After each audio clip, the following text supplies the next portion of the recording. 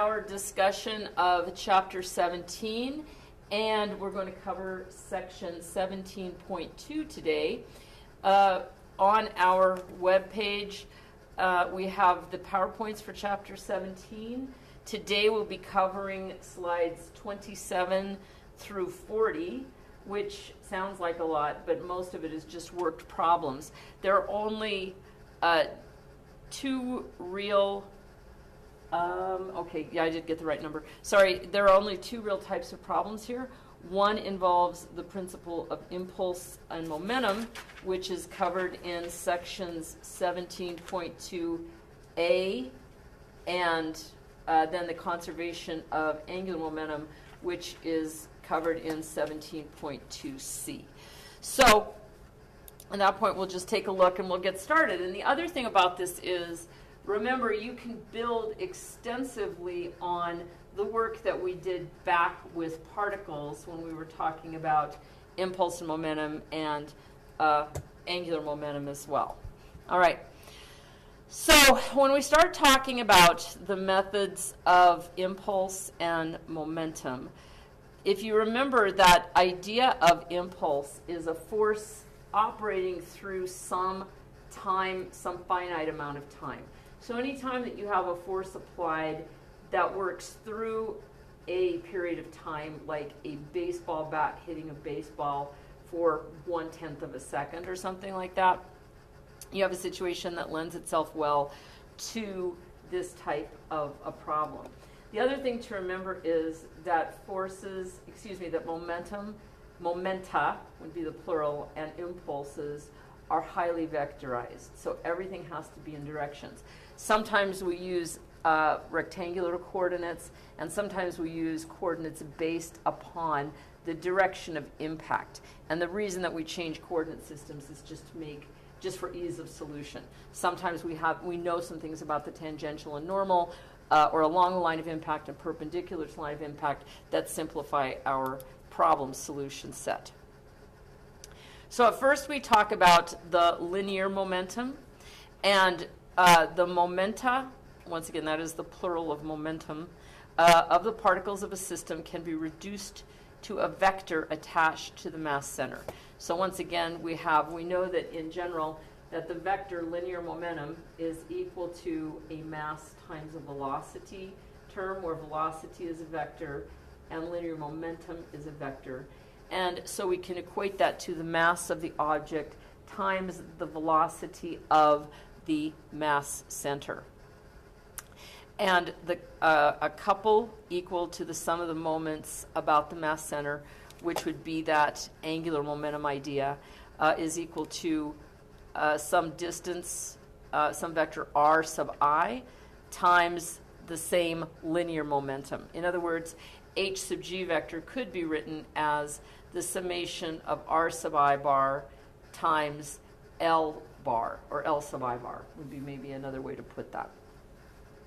And for plane motion of a rigid slab, we also know that linear moment, or the angular momentum vector h sub g, is equal to I bar omega, where I bar is the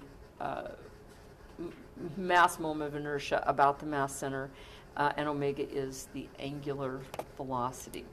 So one thing I really like about this textbook, Beer and Johnson, 90% of the time they use their nomenclature, their variables and subscripting very consistently. When there are differences with that, I'll try to point that out to you because I think it can be very, very confusing. All right, so then we have a couple of different ideas about impulse and momentum.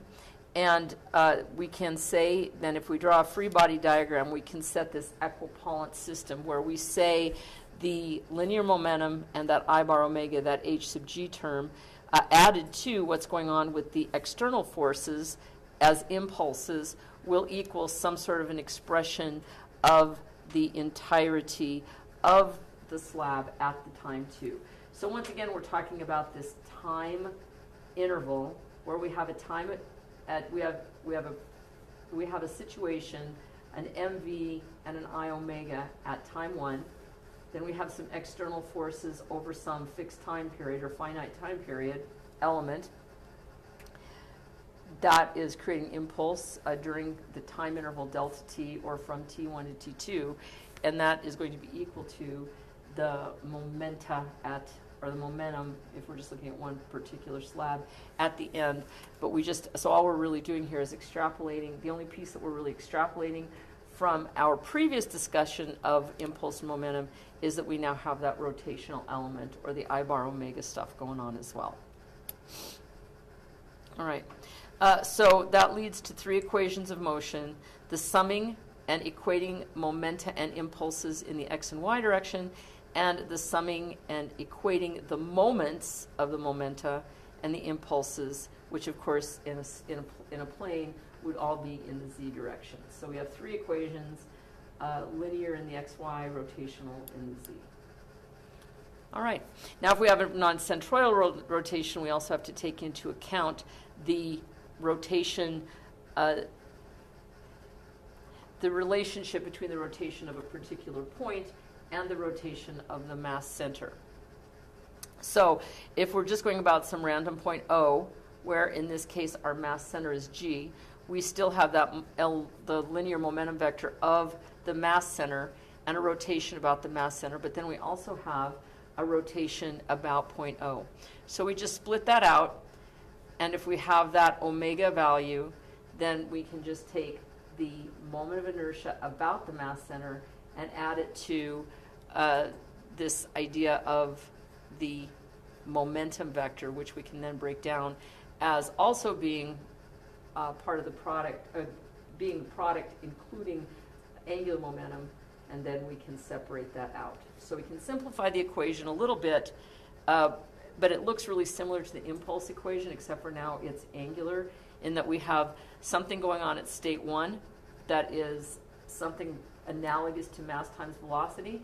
Here it's mass moment of inertia times angular velocity at time 1. Same thing at time 2. And then to get from 1 to 2, we add the sum of these impulsive moments in this case. Right. So the basic ideas that we come up with then is that the motion of several rigid bodies can be analyzed using the principle of impulse and momentum to each body separately, and then summing them together. For problems involving no more than 3 unknowns, it may be convenient to apply the principle of impulse and momentum to the system as a whole, because that's all you get is 3 equations. So unfortunately, we can't get around the idea that in algebra that if you have 3 equations, all you get to solve for is 3 unknowns. Just sort of one of the tenets of how we do our business. So if you do know something, if you do have more than 3 unknowns, you can break it into different particles and think of the whole thing as being a sum. But for each moving part of the system, the diagram of momenta should include a momentum vector and a momentum couple, which is the the mv bar and the I bar omega terms. And internal forces occur in equal and opposite pairs in the vector and do not generate non-zero net impulses. The only time that would become a factor is if you need to split the system up into individual pieces in order to have enough equations to solve the situation. All right, so then if you have no external forces, in other words, no impulse and no impulsive moments, then you have a specific situation where you can think about conservation of linear and angular momentum. Remember, angular momentum is always about a point. That's the one important thing to remember. And then when the sum of the angular impulses pass through point 0, the linear momentum may not be conserved, yet the angular momentum will be conserved. And 2 additional equations may be written by summing x and y components of momenta and may be used to determine 2 unknown linear impulses, which I find that statement to be not very useful, because if you're doing the math, it's just going to happen if you need it to happen. So let's talk about a gear system.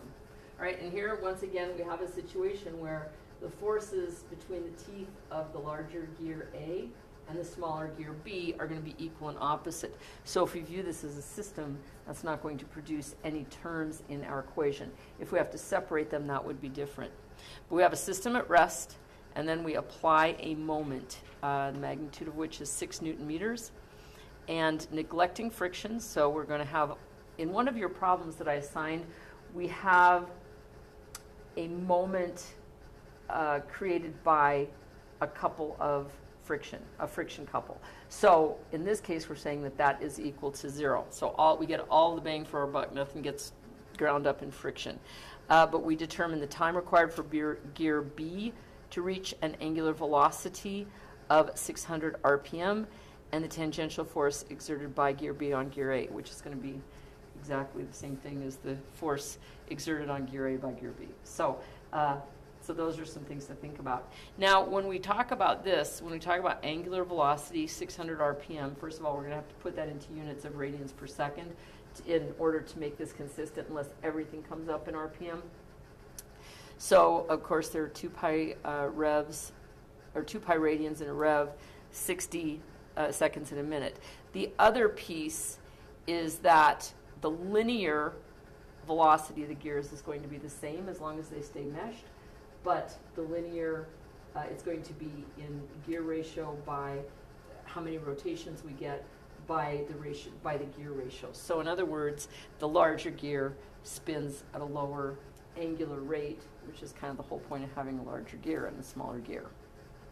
Okay, so we just do an analysis, we break it down, and we have, if we're looking at A as being a separate system and B as being a separate system, what you see for the force sub T, which I would say would be the force on the tooth, or you could say the tangential force, but it's going to be perpendicular to the surface of the gears. They're going to be equal and opposite. So when you break those down, you can solve for moments about A, moments about B, and at that point you can come up with a value for omega of B, got omega of A, and then you can solve for the force and the time it will take. Now that is, of course, assuming that you have a constant acceleration. You can see that the problem solutions technique is quite similar to what we've done in the past. It's just sort of a way to view it a little bit differently and adds a little bit more flavor to it. So I want to take a look then at a problem that involves angular momentum a little bit more. Oh, that's a dandy one right there. Really doesn't get at what I like. Yep. Yeah, nothing really breaks it out the way I'd like it to. So let's just take a look at this. This one's kind of complicated and odd. But here, let's just take a look at this problem before we end our time together today. But here we have a uniform sphere, and it is projected along a rough horizontal surface with this linear velocity and no angular velocity. So it's not spinning. It's just skidding along the surface, which is kind of a trick with a sphere. But anyway. Okay. Anyway, so the coefficient of kinetic friction is mu sub k. Determine the time that it takes when it will start rolling without sliding, and the linear and angular velocities. All right. So we're going to use principle of impulse and momentum and relate those to where it stops sliding with by noting that the velocity, the point of contact, is 0 at that instant. So yeah. So in other words, when we get that grip, it's going to become 0, and the coefficient of friction, of course, is going to make an impact on when that happens, because the slippier it is, the sooner it will happen, and then substitute for the linear and angular velocities and evaluate the linear and angular velocities at that instant. All right, so we just take a look at our momenta, and we're talking about, when we talk about the system momenta in the y direction, it's not going to go anywhere. So in other words, if we take the forces, the force times time that we have from the normal force and from the weight equal to 0, we can determine that the normal force is equal to the weight, which makes sense. Then in the x component, we have an initial linear momentum of the mass center. We have the externally applied force of friction acting over some time will equal the velocity at time, the linear momentum at time 2 of the mass center, and then we can break that down, knowing that the force is equal to that F is equal to mu times the normal force, multiply that by the time. So essentially, this is sort of an interesting term. that would be, of course, just the linear momentum impulse caused by friction over some period of time. So that's kind of cool. That's kind of a cool way to break it down. Anyway, and then we get the momentum about g. We know that we're talking about this point where the velocity is actually equal to 0. And we make that solution and we solve for t. The time is going to take it to stop sliding and start rolling as a function of the velocity of the mass center, the coefficient of kinetic friction, and something to do with the weight, which just turns out to be little g. All right, and so that's it, all that I wish to cover for section 17.2. Angular momentum is not really directly addressed by any of the problems in the PowerPoints. It's sort of implicit in a couple of the solutions, but it's not really directly addressed where I could say we've done a problem with it. So if I'll go through the homework and I will assign you 2 homework problems, so I'll make sure that they're consistent with what we've covered today. All right? No surprises on the homework. So do you guys have any questions for me?